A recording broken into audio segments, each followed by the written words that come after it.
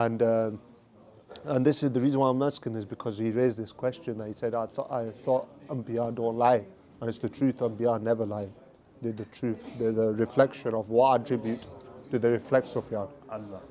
No, what specific? Al-Haq. They tell the truth. Yeah? So what happened was they came to him and they were, Hazrat Isa, they were tracking him down.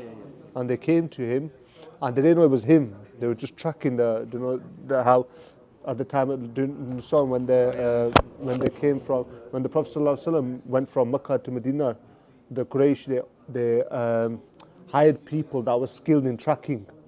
You know how you got even people now, like these people who could track things through the skilled in track. Yeah, there was a certain tribe. There were people them days that they were skilled in tracking. You know how nowadays you got all these satellites and CIA and all this, like they to track people down. Before this, they used to physically. Can the following people go upstairs for their one-to-one sessions, please? Zainal Abidin, Burnley, to see Dr. Shah Alam. Shiraz, Denmark, to see Dr. Shah Alam. Or Ustad Harun. Ali Awais, Burnley, go upstairs to see Dr. Shah Alam. Yusuf from Woking, Ustad Abdul Rahim. Diwan Sharif, to go and see Ustad Abdul Rahim. Dr. Salim, to go and see Ustad Abdul Rahim. Amanat Ali from Nelson to see Imam. No, sorry. Okay, no, ignore that. Don't. Mominur Rahman from Birmingham to see myself. They need to come closer. This is why I said it. Come in. For now, Javed Sharif, Ibrahim, go see Haji Gulfam. Jawad Iqbal, go upstairs to see Haji Gulfam.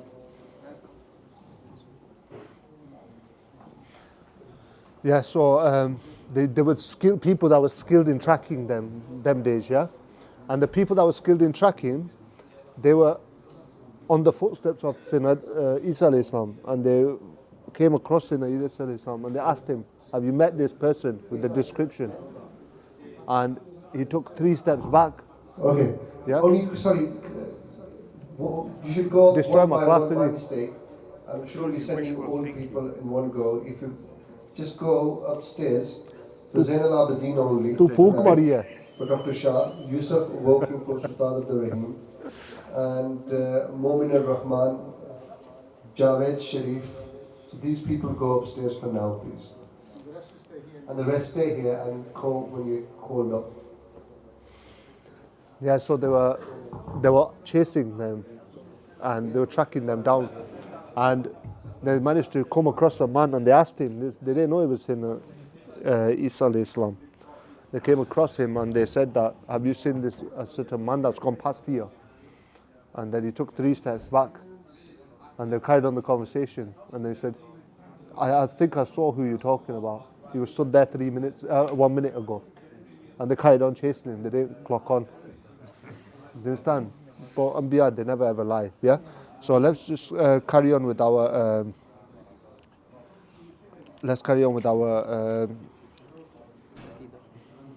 thank you, Isa. I didn't know I had a parrot. Right, TK. So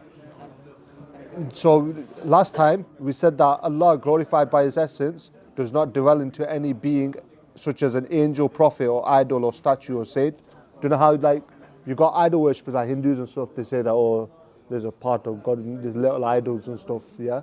Or like how Christians say that, saying that Isa alayhi salam is a part of God or whatever. We don't believe that. Allah Azza wa Jal cannot go into anything, and neither can anything do you understand? He does not go into any creation, and creation cannot comprehend Him or understand Him, yeah? Right? Now, no questions. Yeah? Right? So, sorry, we just not got the time for it today, because I've got 5 minutes with you guys, so I want to get this done. So, because creation cannot comprehend Him, He is beyond description and conception. No mind can conceive Him or comprehend Him. The only way to recognize Him is by His attributes, which He revealed through the Quran and to the Messenger of Allah sallallahu alaihi wasallam. This is something that Hassab's mentioned. Do you remember? How do you know Allah if you can't see Him? How do you get to know Him? How do you become His friend? There's only one way, And you get to know him through his attributes and reflect them. And that will bring you closer to him, yeah? And that's getting close to the Prophet. Yeah. Because the Prophet reflects his attributes. Yeah, his attributes are inseparable from him. In the hereafter, the believer will be able to see Allah in a manner which suits his majesty and essence, yeah? So his attributes are part of him, like his character. They're like how you, like, Al-Fan is a character. Let's say we say Al-Fan is generous. You don't say, oh, it's part of him, yeah? Allah's attributes, the most merciful, the forgiving, they're part of him. Now, when it's said that a prophet, saint, or gnostic knows Allah, this means that they know Allah more than others. It does not mean that they have complete comprehension of His essence and attributes because they are unlimited. Yeah? What does that mean? They only know what Allah wills. Okay. It's like how Allah revealed 99 names was a lot more. Unlimited attributes. Yeah. So what that means, yeah, is that we know if when it says that awliya or a prophet knows Allah, or they say, what's the word of knowing someone, knowing Allah? There's a certain title, Arifin, yeah. When they say someone's an Arifin, someone who's a knower of Allah, it doesn't mean that they know everything about Allah. No, it just means that they know certain attributes of Allah, and it just means that they know Allah more than others.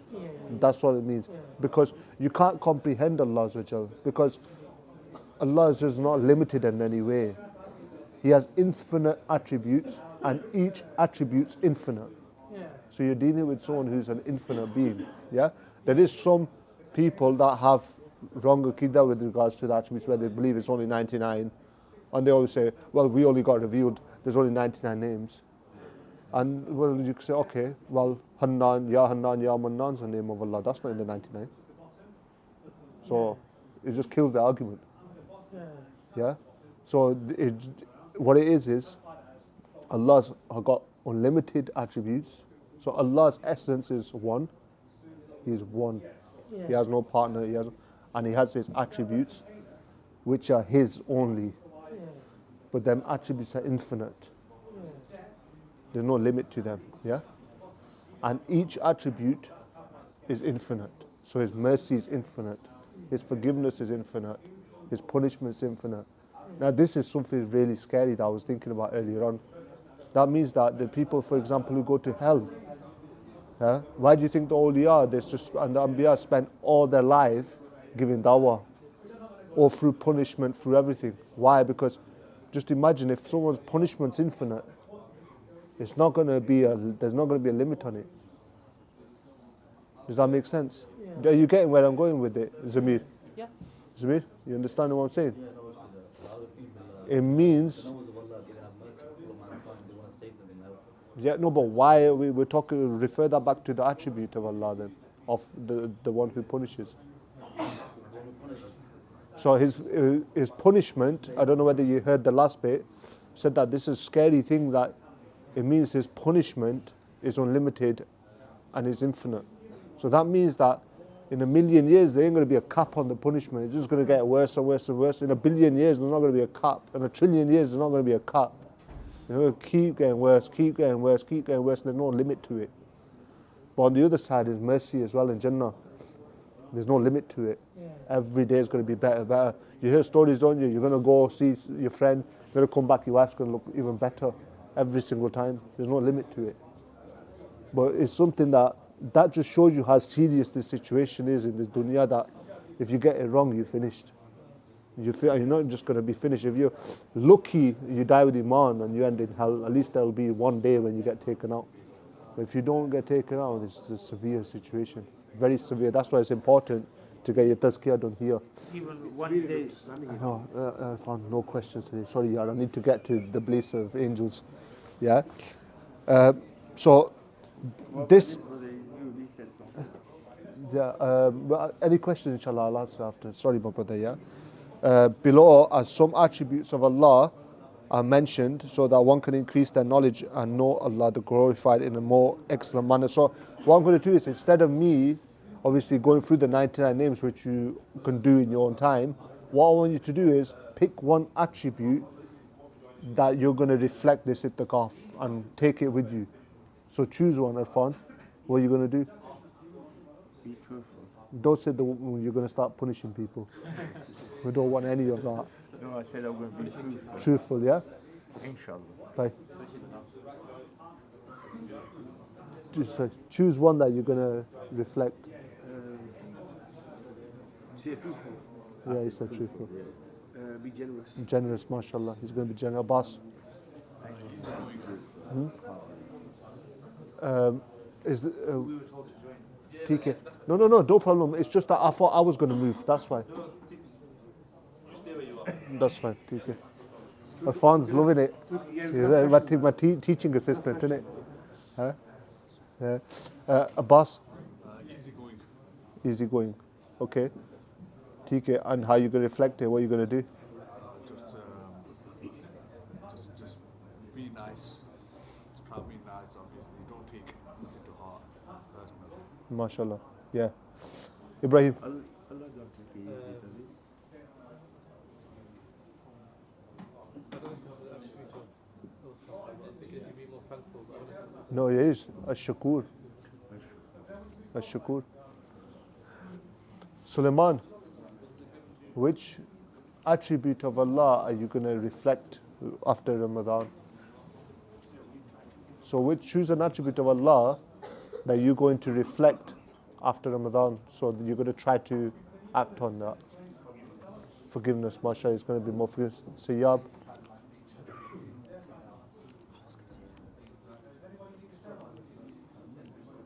You can say it. Hamza. Gratefulness. Okay, we already got that. Zamir.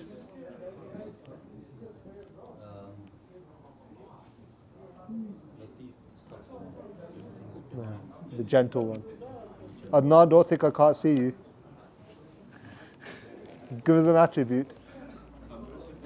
Merciful. You got mercy, mashallah. By Muslim? Shakur, mashallah. Sufyan, sorry.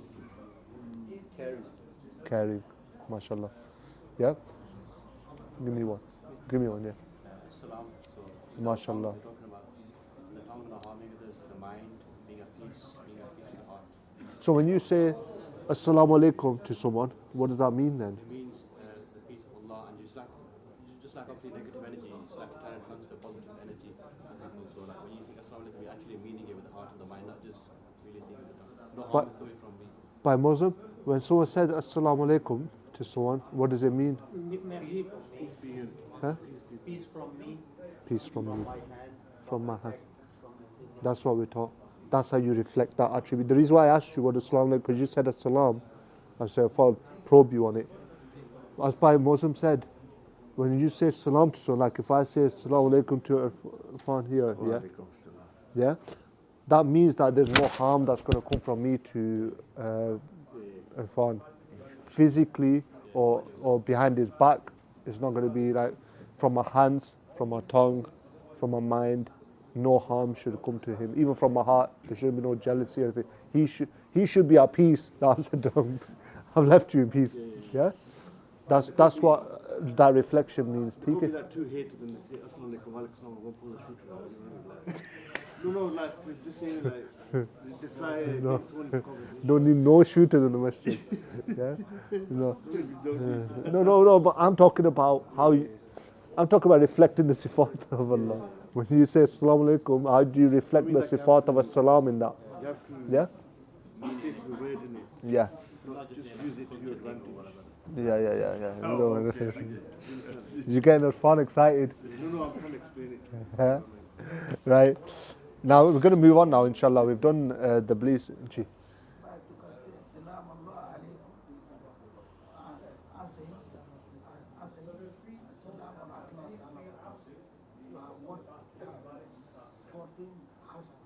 Yeah. You know. you can say to him, Assalamu alaikum, and he asks him, you can back to Assalamu rahmatullahi wa barakatuh. My God give you 14 hasan. Yeah. 14 hasan. 40 hasan for saying it. Yeah, so what brother said is that if you say salam to someone, you get hasanat from it, so you get good rewards from it. Yeah, which is true, especially if you're the first one to say it, you get more. Yeah. So now we're going to move on to the beliefs in angels. Yeah. So Allah, the Lord of the universe, has created things that are made of light, nur. Yeah. They're called angels. They are obedient servants of Allah, whom do not disobey any command. They are free from food, drink, sleep, and other human needs of the physical body. Okay, so what's the main difference between angels and humans?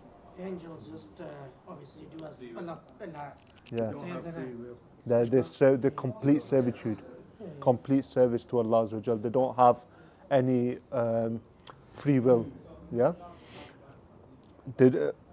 So we do not know their numbers. Only Allah knows.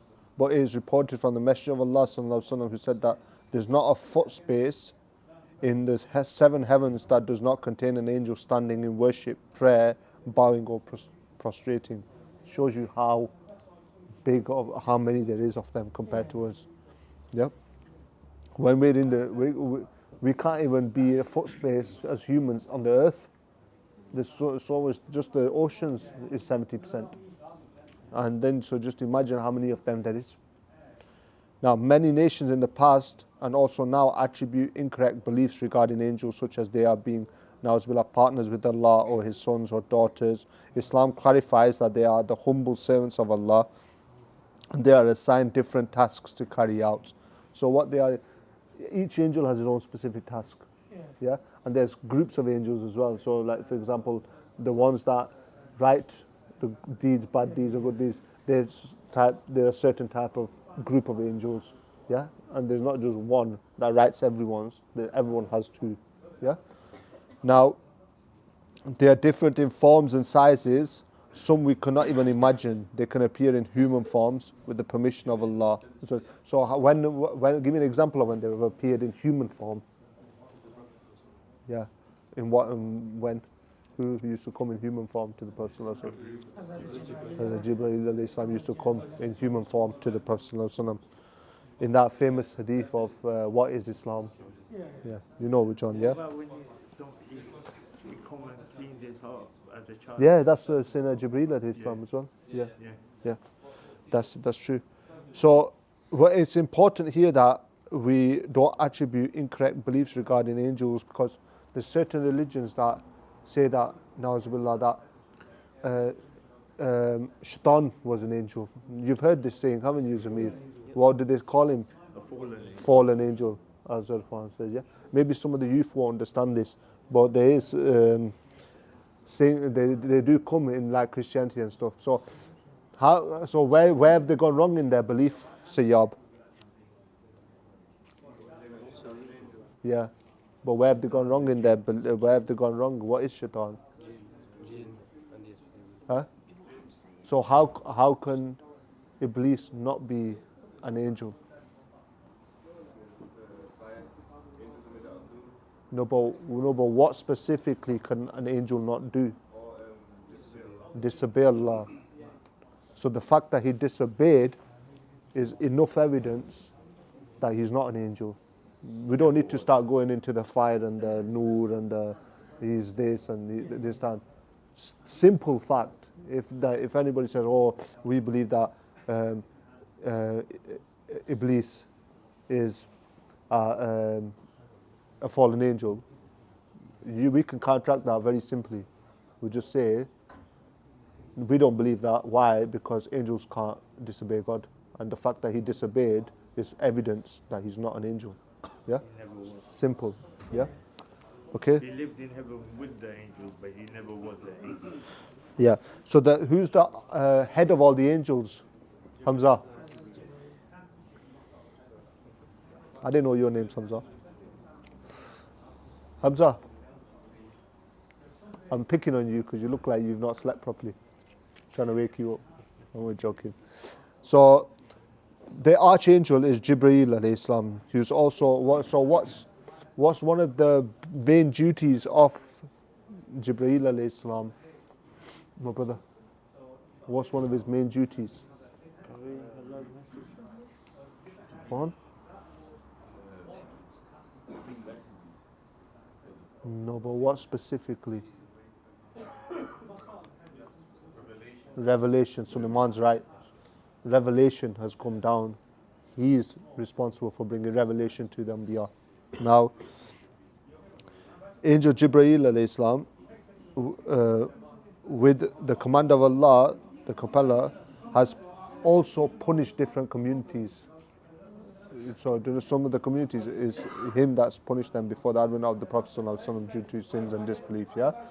Now I'm going to name certain angels and I'm going to ask certain people to answer what their role is. Yeah. But no like answering until I pick it. Don't say it. So Mikael, Suleiman, Mikael.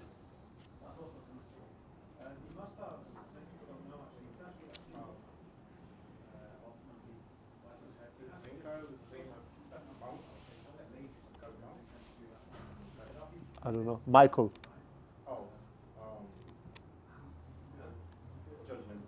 No. Imran.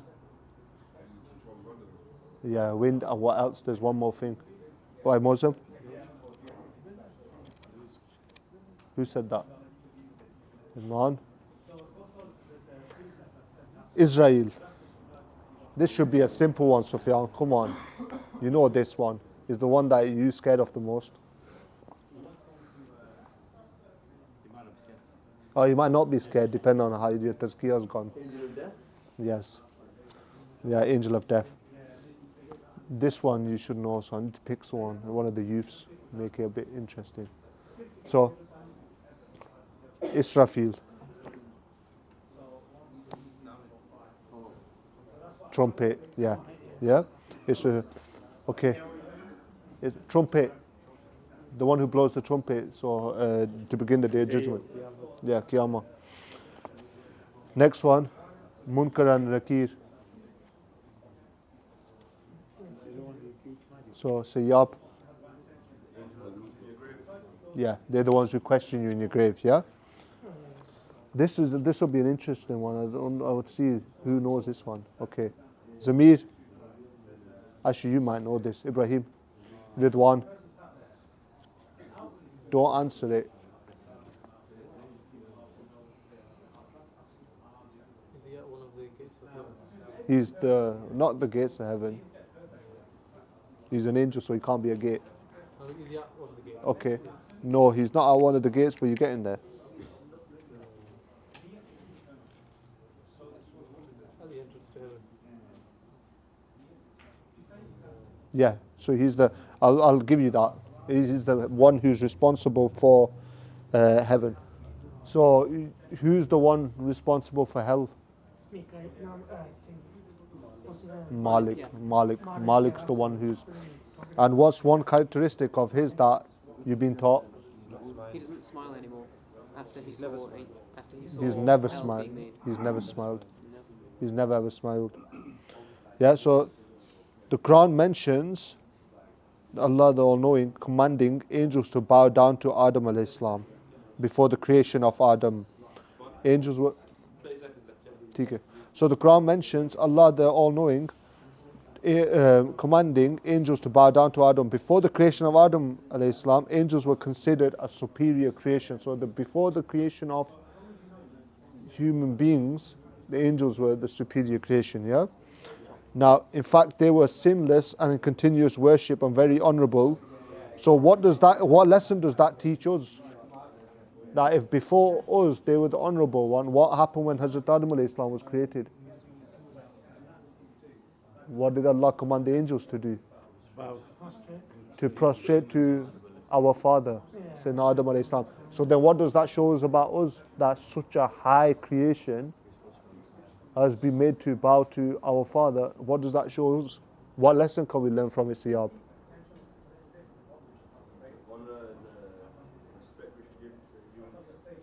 Hamza. Imran. Suleiman.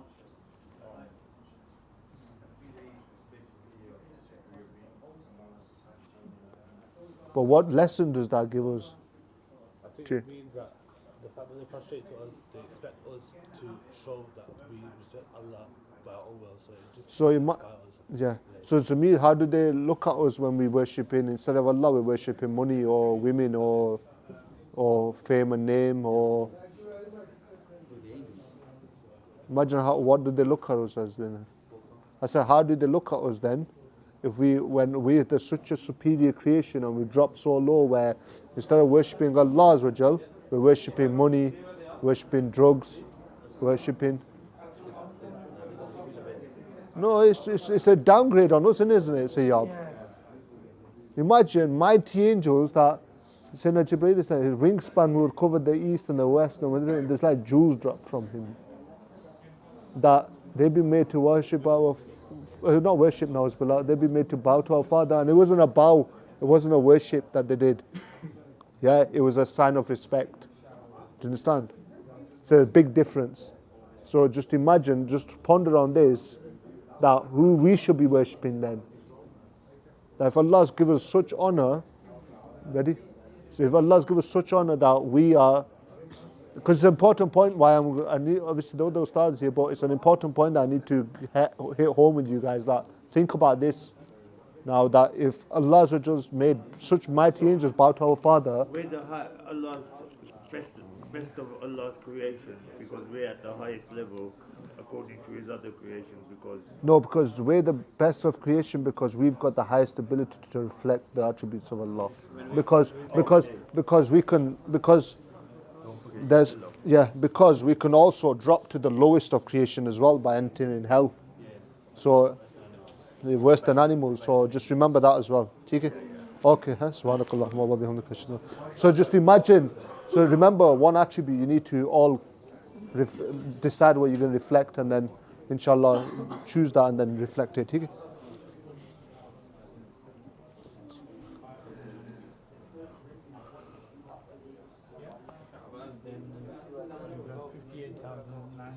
Well, what about Imam?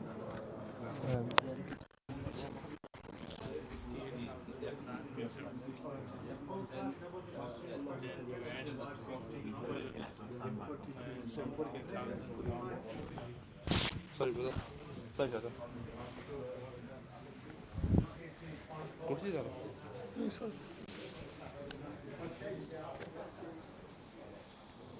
Our best teacher teaches very precisely that if you are going to ask questions, especially when to do with fiqh, always ask questions that are relevant to yourself and actually, beneficial to everyone else as well. Because someone shut that window, please. I'm freezing. Sorry. Thank you. Okay, so I think last time you had Ustad Saif for fiqh, was it? Ustad Saif, okay. One lesson by Ustad Jabir. Okay, so I'm your third teacher. It's not looking good, is it? I think I'll be fired soon as well. Okay, can I ask everyone to come a bit closer, please? Because my voice only goes so far without distracting to the classes. So, yeah, exactly. That's better than before. Thank you. So I believe Ustad Shaban went through Aqidah for yourselves. Can I have a quick raise of hands for is this the first time attending one of these halaqahs? Because I know people are coming in on different days.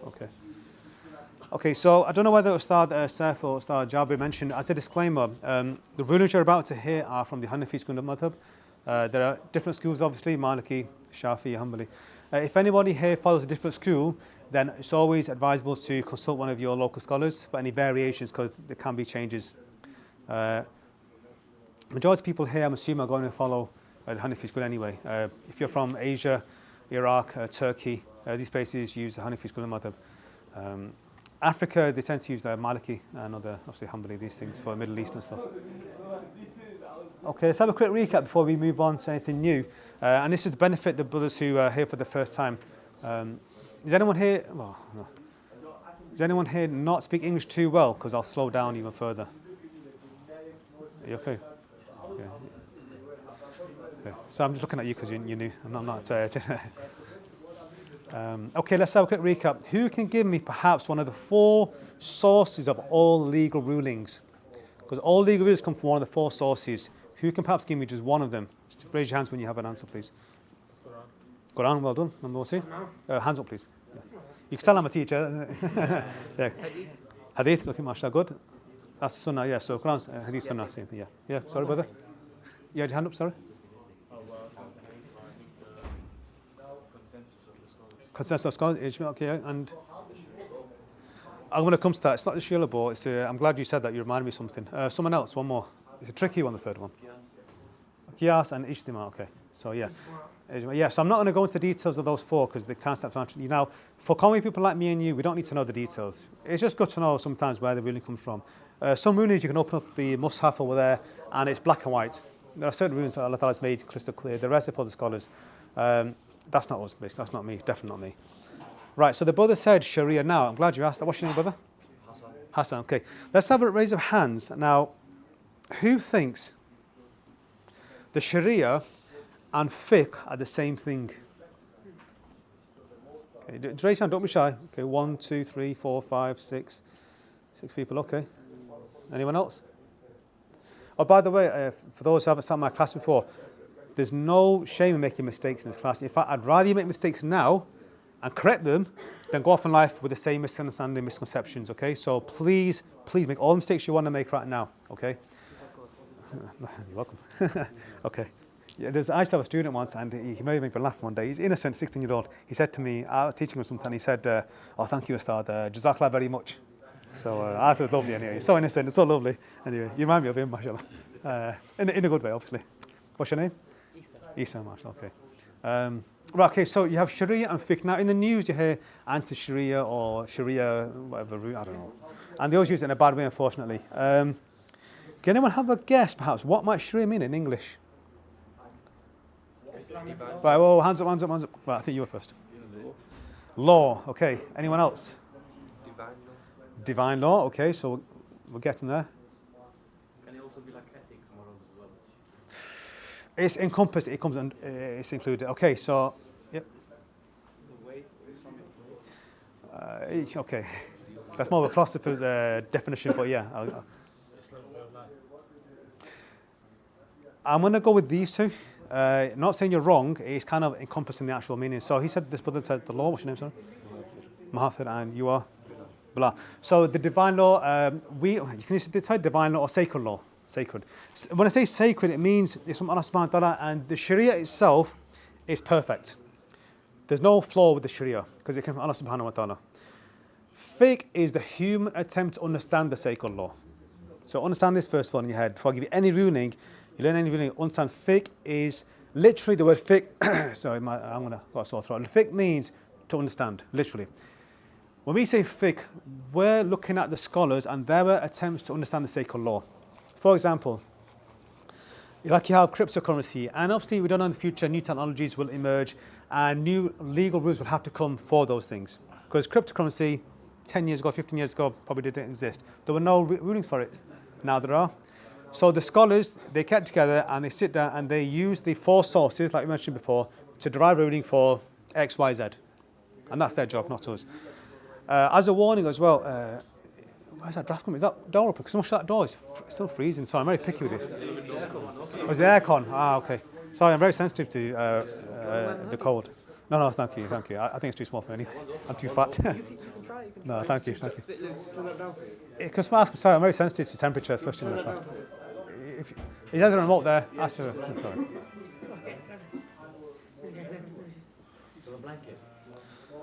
No, thank you. Just turn the AC off, please. Thank you. Yeah, turn it on afterwards, please. It's right in front of me as well, that's the worst part. So I've got the wind behind me, I've got that in front of me, I'm freezing to death. What was that thing, sorry, about? What was the thing? Yeah, so cryptocurrency. So the scholars get together when necessary to derive new rulings where relevant. So like I said, it's not our job. Now, I will say something as a very, very severe warning to myself and yourself. Never ever get an argument with people about legal rulings. It's first of all, people that know me, they know me. I hardly ever use the word haram. I hardly ever use it. It's very, very rare I use the word haram in anything. It's haram for myself and yourself to go out and start debating with people about rulings. If you think you're right, I'll say something from our blessed Shaykh. If you think you're right about a ruling, and you know you're correct about salah, anything, let's say something simple, like someone says to you, brother, there's only 4 prayers you do in a day. You know the 5. And this guy's going on and on about it. And there are people out there, I'm not joking, there are people out there, they are so stubborn in their ways. Listen, just walk away. Just stay quiet or walk away. It's not worth it. So it's actually haram for common people like myself and yourself to go around arguing about legal rulings. And the beauty about staying quiet or long periods of silence is you actually protect yourself and you protect the other person as well from going down a very dangerous route. Now, there are some students in this building who are my students who are probably upstairs by now somewhere. They know fiqh is one of the sciences, because I teach tajweed, hadith, etc. All these. Fiqh is the one science I always am afraid of teaching because it's so dangerous. Because if I give the wrong ruling, it's on my head on Judgment Day. So I'm very, very careful. And I have no shame whatsoever. If you ask me a question, I have no shame in saying I don't know the answer. If I'm not 100%, I'm going to say I don't know or ask a scholar. Or for example, like we're blessed with the Imam Muhammad today or Imam Qais in the building anyway. I have no shame in saying I don't know. I don't care what you think of me. I'm not going to give you the answer unless I'm 100% myself. Okay? So understand the same thing. When it comes to legal rulings, be very, very careful. Now, everything you're going to learn this week, even though I'm not going to cover it all, it's all available with these books. Now, these are available online for free on zawiyah.org, or if you want to purchase the physical copy, I know some of the brothers were asking me for certain, like the Scar book, for example. You can purchase these from Brother Javed, who I don't know where he is, but or come see me, I'll put you in touch with Brother Javed. Does that make sense about fiqh? So if you're going to ask a question, A, be conscious of the time, and be conscious of, is it relevant to you or is it beneficial to people? Don't ask questions that are just, airy-fairy questions that are never going to benefit you in your life. Just bear that in mind, okay. Where was that? Okay, so last lesson, Ustad Jabir covered purification or? Yeah, purification. Did he go over the types of water to use? Yeah. Okay, let's have a recap. So there's a few types of water you can use. You can give me just one perhaps with a hand up, please. What type of water can be used for ghusl or wudu? Rainwater. Rainwater, well done. Melted snow. Melted snow or hailstone, fantastic. Flowing river water, well done. What else? Well, water, good. That's 4. Now, look at the 4 they said. Now, try to think. Let's use some common sense here because it's pretty sensible. What did the 4 things they mentioned have in common? Come from the sky. Come from the sky. Yeah, or the natural, aren't they? Yeah. Natural, yeah. So keep it simple. Obviously, tap water, yeah. You can just say tap water if you want it, but anyway, okay. Anything natural like well water, melted snow, and hail. Now, I've never used melted snow. I've never had to melt snow in my life to use for anything. So I don't know if you have. But there are people out there who have to, depending on where they live.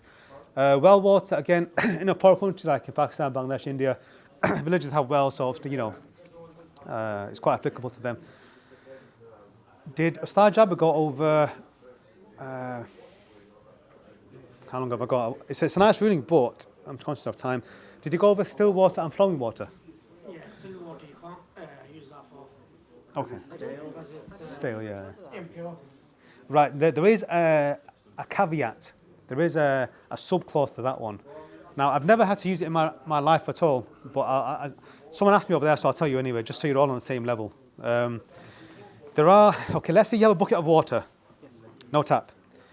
Would you say that's still or flowing?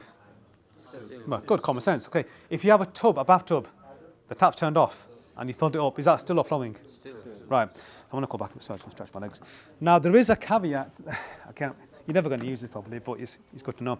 There are certain dimensions. If the container is a certain dimension, off the top of my head, I'm sure it's 6.5, 7.5. I can't recall one of the two. If it's 7.5 meters or 6.5 in the horizontal dimensions, but the depth has to be more than the length of your arm. So if you were to put your arm in the container and you can't touch the bottom, that by definition is flowing water. Yeah, does that make sense? So you can use it. So it's not going to be contaminated, stale, like your brother said. What's your name, sorry? Arfan, sorry. I know I asked you the other day, but I forgot. Sorry. My memory's bad when it comes to names, because for those who don't know, I'm a teacher and I have to memorize hundreds of students' names in a very short period of time, so I'm very bad with names. So if I forget your name, anyone, please forgive me in advance. So just bear in mind, still water and flowing water. Flowing water is fine because it's continuously flowing and renewing and cleaning itself. What else did you cover, sorry, before I move on to something new? That's where we got to. Okay.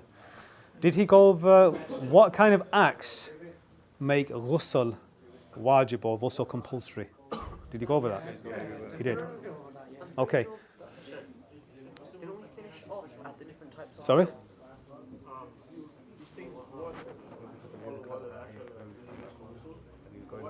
when you're in a situation where Yeah.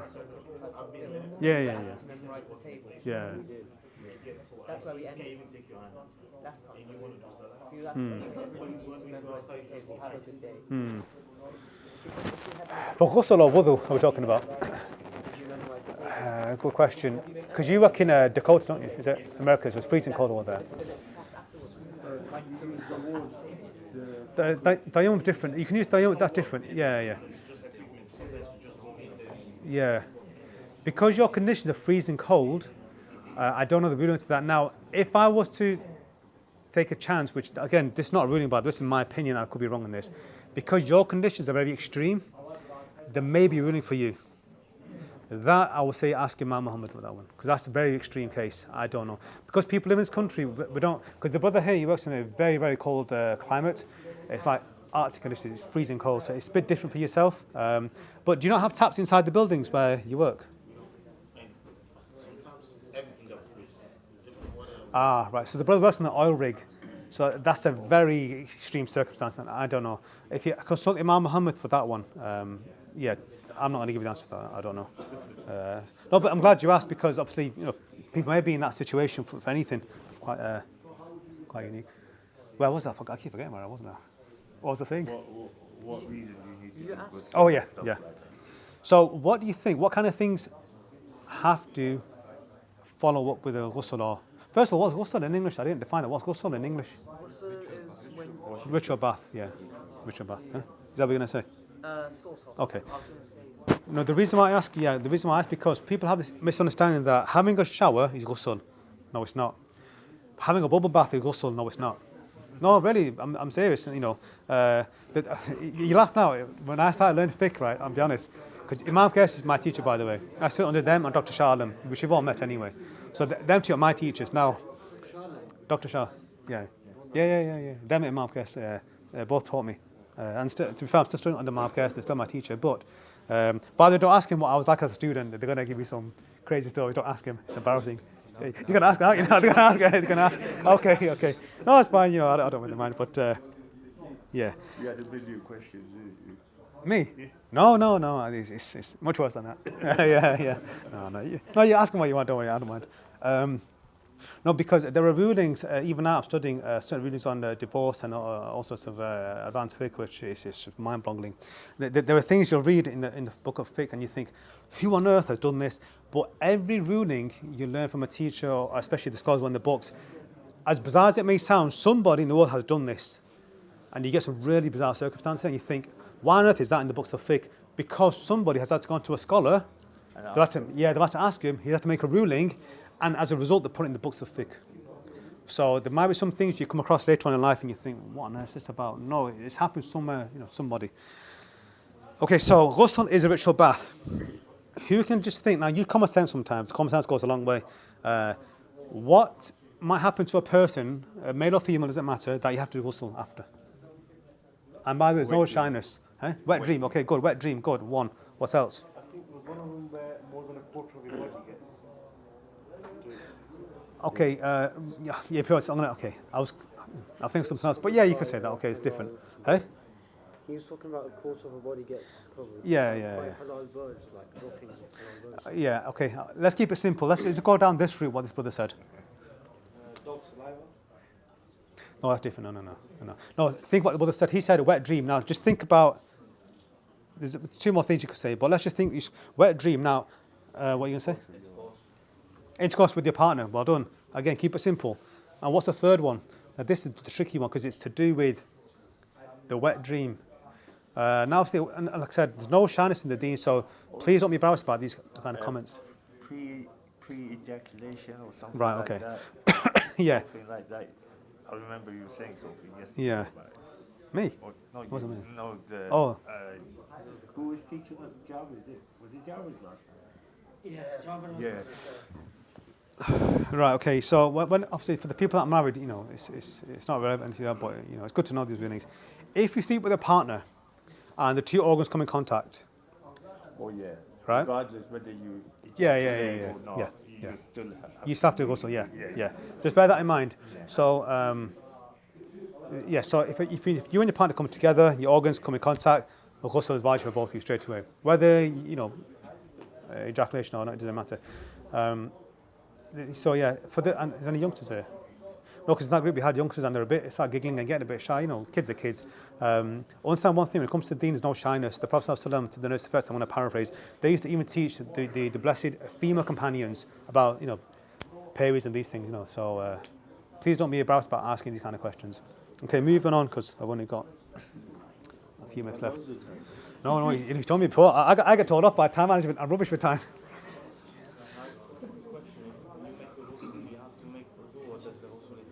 I'm going to come to that now. Good question, yeah. Eager beaver, I like it, it's good.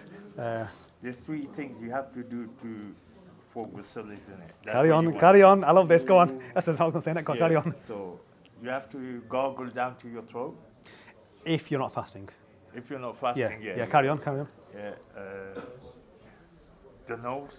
Good. Clean your nose. Yeah, that's 2. Give me one more. And clean your whole body from tip to toe. Even under Shabash. fingernails and whatnot, you have to make sure you get those parts as well. Yeah, the fingernails are different. Obviously, you should trim the fingernails anyway. So you shouldn't be an issue. Yeah. They are a tad bit long. I'm going to come to that in a second. Right, just keep that for a second. I want to just, sorry, 1 second. Because the brother said about the sunnah components. You said about something I want to talk about. Now, if you were fasting, I'll give you a sweet because No. student, mashallah. Yeah. Is that why you sat there? No. I'm joking. I'm sat here. I'm joking. No, I'm joking. No, it's good, mashallah. Right, with the fingernails, does anyone know? It is relevant, but it's a bit something I was going to cover later on. Who knows after how many days is it sunnah to clip the nails?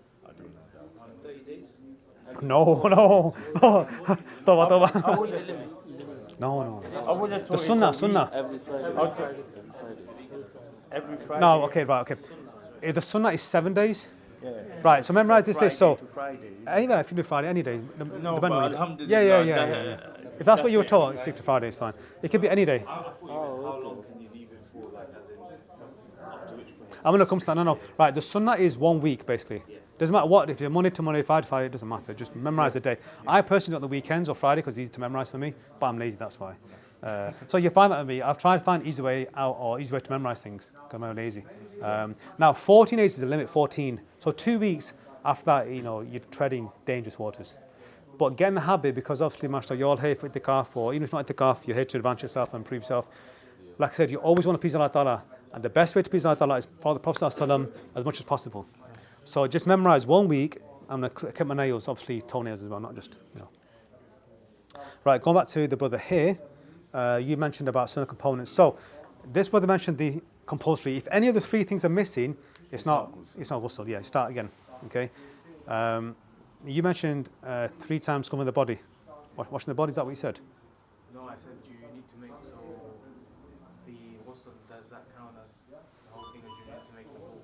Right, so yeah, that's sunnah. To do wudu inside the ghusl is sunnah. Yeah? But you don't include the feet. Because if you're going to wash the body anyway, the feet, you don't want to do wudu. But you can do wudu, that's sunnah, it's a good thing to do. Yeah, as many other things which I'm not going to go into. How are we doing for time? Loads of time. 30 seconds, actually. See this, for the rest I got loads of time. He's going 1 minute 30 seconds. 1 minute and 30 or 30 seconds? Just like 30 seconds. 30, right, I'll be better quick now. It's 20 now. No pressure there. Okay, let's see quickly what can I cover now. You need the intention as well. So say that again. Oh, forgot about that. Thank you very much. Right, okay. I'm glad you said that because you need attention for everything, for salah, wudu, ghusl, even if you go to the bathroom in ITIKAF, you need the attention. Now, someone asked me a good question before. It's a bit deep, but I'll quickly answer it. He said, what if you're so habitual that you do the intention anyway? Like, okay, let's say, you know. And the simple answer to that is, habitual means it's in a subconscious mind. You're not thinking about, you do something. If you touch out a kettle, you don't think about moving your hand away. It's something, what they call innate. I don't want to go into psychology, but anyway. Just get in the habit, for myself and yourself, just get in the habit of refreshing the attention all the time. Now, if you notice, the first thing I did when I sat down, what did I say? Refresh your attention. You're here anyway, so you know why you're here, but there's no harm in refreshing your attention. So when you do any ghusl, wudu, salah, etc., tilawat al-Quran, just for a few seconds, pause, refresh your attention, and then carry on. So thank you for the reminder. Yeah, so can I just ask one more thing? Like, is there any certain order you need to do the 3 components of of your ghusl. Like me personally, I just do the mouth, nose, and then obviously wash the body. But does it matter what order you do it in, or say you wash your body and you remember and you done your mouth and you forgot to do your nose? Right. Okay. Can you go back to your nose, or do you have to start afresh? Good question. One point. I'll give you my answer. My answer is I do the order you do it in. Yeah. That's the way that I've taught. Yeah. I don't know about changing the order around. Again, that's... No, I'm not saying changing the order. I'm just saying, just say for argument's sake, you forgot to Yeah, you do forgot, your yes. nose. Yeah, so you're going to go back So and do the other two. Can you do? Can you do your nose after you've already done the two, or do you need to start again? That's what I mean. So yeah, you're unintentionally changing the order because you have to. Yeah. Yeah. I don't know the answer to that. I don't know. You have to ask your mum. Yeah. Because it never happened. I'll let you. I'm not asking him. Should we stop now? Please, yeah. Okay, so thank you. Okay, so subhanaka bihamdika ashhadu an la ilaha illa anta astaghfiruka wa atubu ilayk. Hey, am I late again? Oh, sorry, brothers. Right, go on. Enjoy your iftar, everyone. Let's go. Yeah. No, I was going to ask it was meant to be 7:45. Yeah.